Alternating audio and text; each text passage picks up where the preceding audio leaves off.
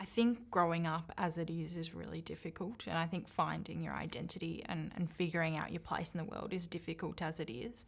And then to have that complication of a heart condition, and I don't really think I ever connected with anyone else in my age group who also had a heart condition. So I felt really alone in the process. I don't have anyone in my family, it's not a genetic thing, who have also got heart conditions. So I felt like I was really on my own in that time.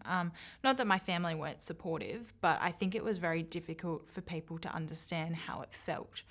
I think growing up as well, as a young woman, as you've identified, there's a lot of body image issues that come up. I have this very funny story of being in hospital that time I was 14, where my mum sat down with me and the surgeon and we were talking about the procedure, and my mum, he's the best surgeon in the country, top of the game.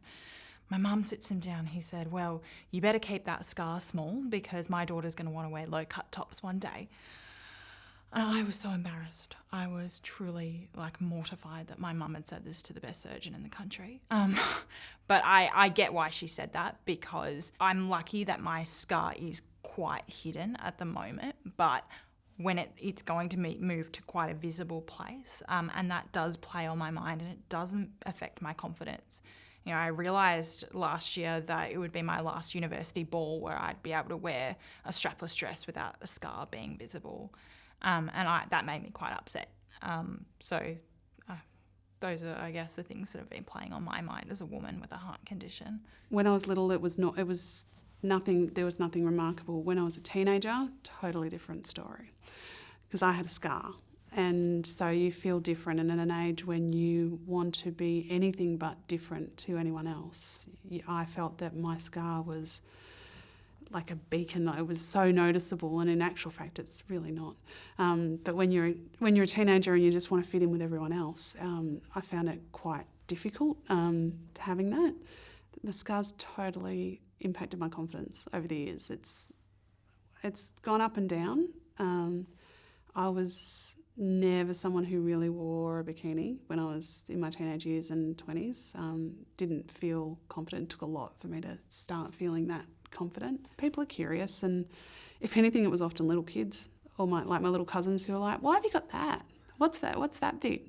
Or the drainage tube scars are a bit more noticeable down here. And so, you'd be down the beach and they'd go, what's that? What's the deal with that one? So, but that's cousins for you. So, yeah. Funny thing is, you get a bit older and into your 30s, you kind of get over it.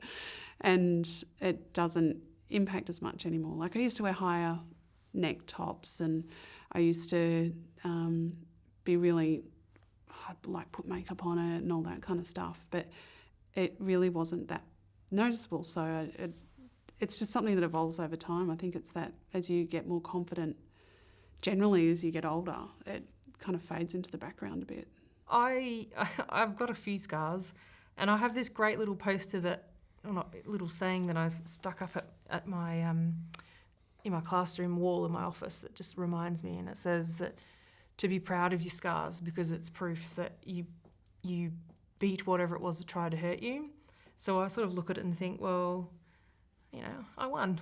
You didn't get me. And that's my take on it all. I know some people get very, very shy and very anxious about scars, but I guess maybe it's just because it's little, but I look at it and think, you didn't get me. Having the body issues associated with the scar, not so much. The scar itself, which was the only real evidence of my condition, was barely visible. I was proud of it, made me different. So I embraced it. And then as I got older and had my second surgery, again, it makes me different, and I celebrate that. Cosmetically, initially, it was difficult. It was dark, a dark scar. It was painful. It was really, really rigid. It was, I don't know if you've ever seen an open heart surgery scar before, but it has, there are openings underneath where they put the drainage tubes and things, and those I was not happy with post-surgery. So I did cover those up initially for probably about 6 months, I think, until my scar started fading. But yeah, I did explore the world of high necklines, which was in fashion at the time, which is great for me. So a win-win. As parents, we thought, well, we'd like to keep things as minimised as possible. So we actually asked the surgeon, can you do it the other way? Which was a horizontal incision rather than a vertical one. And he then bluntly told us at the time, can't be done because it's we need access to this particular area, therefore we can't do it. But that interesting that Alicia is the one who was quite proud about it, and yet we were the ones who were particularly nervous when she was 4.5, thinking about what it's going to be like for her when she's older, and thinking along those terms, this was, a much more serious issue here, not a cosmetic issue. So we got over that. As parents, we got over that pretty quickly. What would I say to my 17-year-old self? That it's not that big a deal, that people generally don't care, and often people don't notice. I think the funny thing about it is that I find I don't notice scars and that in other people. It just doesn't hit my radar as much. I think it's from my experience growing up with a scar. I just reassure myself that it's really not that big a deal and it's okay, and there's a scar there for a reason, and if it wasn't for the scar then I wouldn't be here today.